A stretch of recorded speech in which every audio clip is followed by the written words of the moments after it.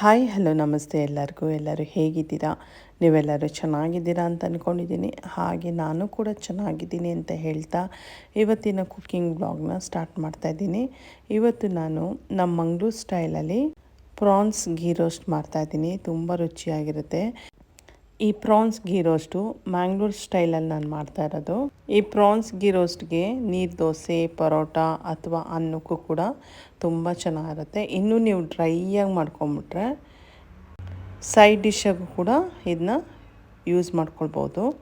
ಬನ್ನಿ ಹಾಗಾದರೆ ಇಷ್ಟೊಂದು ಟೇಸ್ಟಿಯಾಗಿರೋ ಈ ಪ್ರಾನ್ಸ್ ಗೀ ರೋಸ್ಟ್ನ ಯಾವ ಥರ ಮಾಡೋದು ಅಂತ ಒಂದು ಸಲ ಎಲ್ಲ ಡೀಟೇಲಾಗಿ ನೋಡ್ಕೊಂಡು ಬಂದುಬಿಡೋಣ.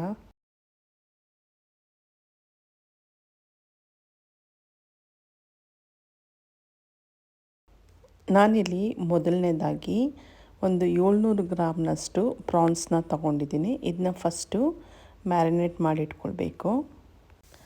ಅದಕ್ಕೋಸ್ಕರ ಸ್ವಲ್ಪ ಅರಿಶಿನ ಪುಡಿ ಸೇರಿಸ್ಕೊಳ್ತಾ ಇದ್ದೀನಿ.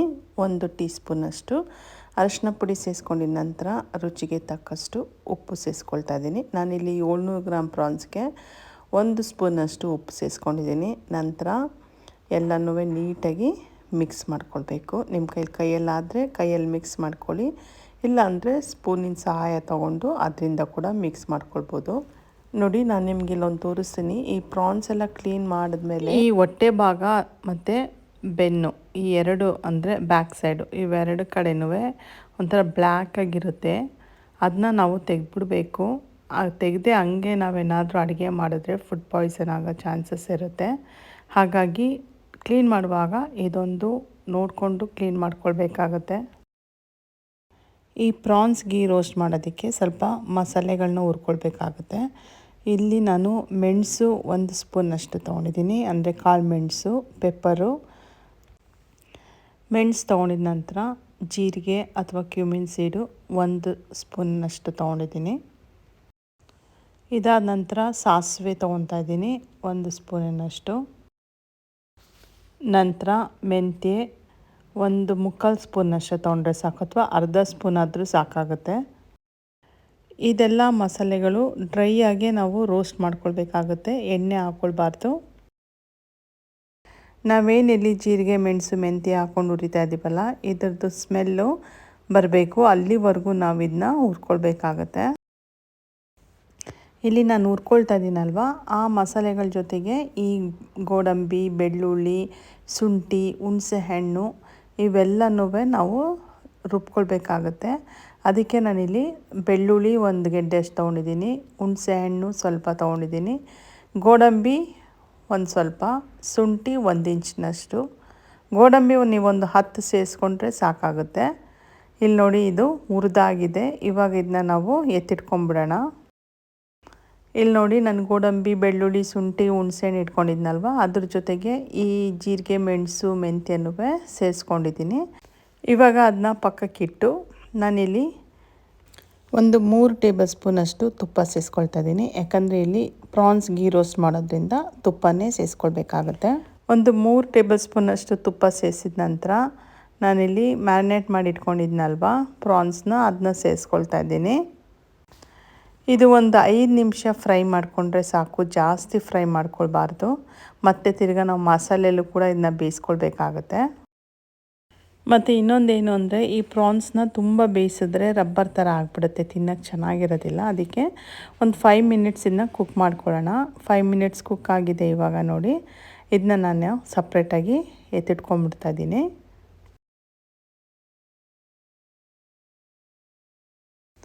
ಇಲ್ಲಿ ನಾನು ಮಿಕ್ಸಿ ಜಾರ್ಗೆ ಮಸಾಲೆಗಳು ಹುರ್ಕೊಂಡಿದ್ನಲ್ವ, ಅದನ್ನೆಲ್ಲ ಸೇರಿಸ್ಕೊಂಡಿದ್ದೀನಿ. ಅದ್ರ ಜೊತೆಗೆ ಧನಿಯಾ ಪೌಡ್ರು ಸೇರಿಸ್ಕೊಳ್ತಾ ಇದ್ದೀನಿ 1.5 ಟೇಬಲ್ ಸ್ಪೂನಷ್ಟು.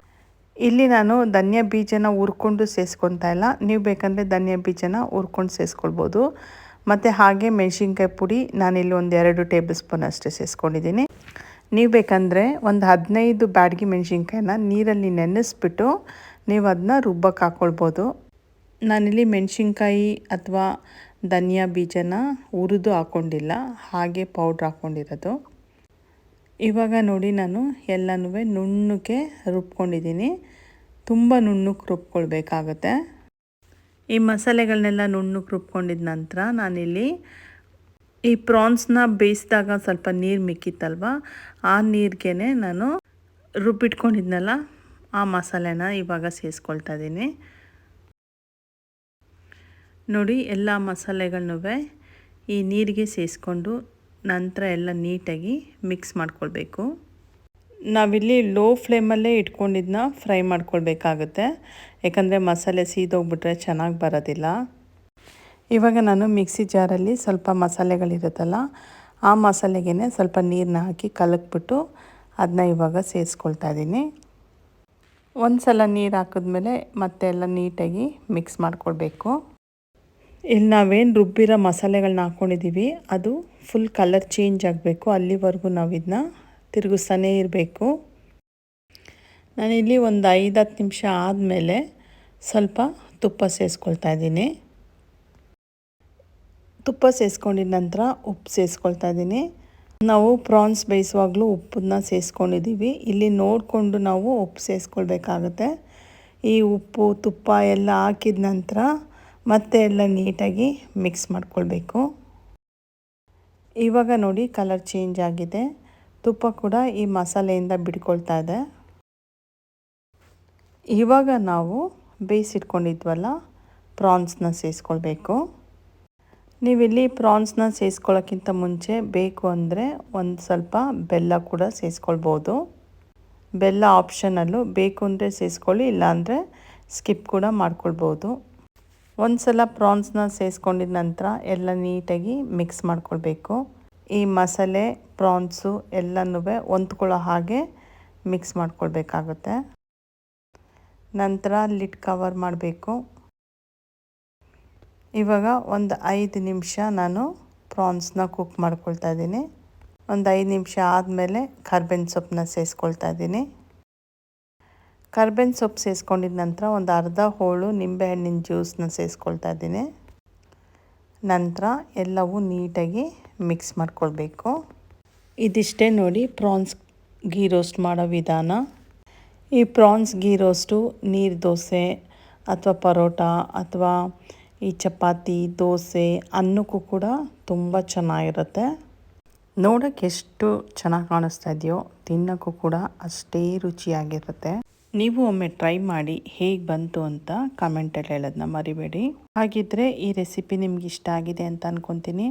ನಾನು ಮಾಡಿರುವ ಈ ಪ್ರಾನ್ಸ್ ಗೀ ರೋಸ್ಟು ಸ್ವಲ್ಪ ಆದರೂ ನಿಮ್ಗೆ ಇಷ್ಟ ಆಗಿದ್ದರೆ ಪ್ಲೀಸ್ ನನ್ನ ಚಾನೆಲ್ನ ಸಬ್ಸ್ಕ್ರೈಬ್ ಮಾಡ್ಕೊಳ್ಳಿ, ಹಾಗೆ ನನ್ನ ವಿಡಿಯೋಗೊಂದು ಲೈಕ್ ಕೊಡಿ, ಮತ್ತು ಪಕ್ಕದಲ್ಲೇ ಇರೋ ಬೆಲ್ ಬಟನ್ನ ಪ್ರೆಸ್ ಮಾಡೋದನ್ನ ಮರಿಬೇಡಿ. ಆವಾಗ ನಾನು ಯಾವುದೇ ಒಂದು ವಿಡಿಯೋ ಹಾಕಿದ್ರೂ ಫಸ್ಟ್ ನೋಟಿಫಿಕೇಷನ್ ನಿಮಗೆ ಬಂದು ಸೇರುತ್ತೆ.